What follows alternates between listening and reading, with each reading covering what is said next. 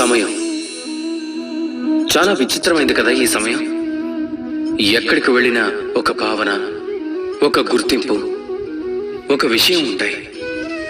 మీరే చూడండి, సూర్యోదయం అందరికీ ఒకేసారి జరుగుతుంది. అంతేకాని కొంతమందికి ముందు, కొంతమందికి తర్వాత జరగదు. అందరికీ ఒకేసారి సూర్యాస్తమయం కూడా ఒక్కసారి జరుగుతుంది. మీరే ఆలోచించండి, ఇదే సమయం అందరికీ వేరువేరుగా ఉంటే కొంతమందికి ఇదే సమయం మంచిగా ఉంటుంది, అలాగే కొంతమందికి ఇదే సమయం చెడుగా కూడా ఉంటుంది. ఇప్పుడు ఈ క్షణం కొంతమంది ముఖంపై విజయం యొక్క ప్రకాశం, అలాగే కొంతమంది ముఖంపై ఓటమి యొక్క నిరాశ. కానీ ఎందుకు ఇలా ఉంది? ఎందుకు ఈ సమయం కొంతమందిని సంతోషపరుస్తుంది? ఎందుకు ఈ సమయం కొంతమందిని నిరాశపరుస్తుంది? దీనికి సమాధానం మీ ఆలోచన, అలాగే మీ కర్మ. మీ ఆలోచన ఎలా ఉంటే అలానే మీ కర్మ కూడా ఉంటుంది. దాని ప్రకారమే ఉంటుంది మీ ఈ సమయం.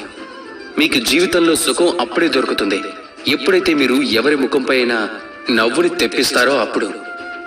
మీకు ప్రశాంతత అప్పుడే దొరుకుతుంది ఎప్పుడైతే మీరు ఎవరినైనా ప్రశాంతంగా ఉంచుతారో.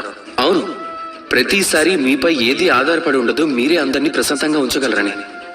కానీ మీ స్వభావంలో ఇదైతే ఉండాలి. మీరు ఎవరికి దుఃఖం తెప్పించకూడదు, ఎవరిని నిరాశపరచకూడదు అని.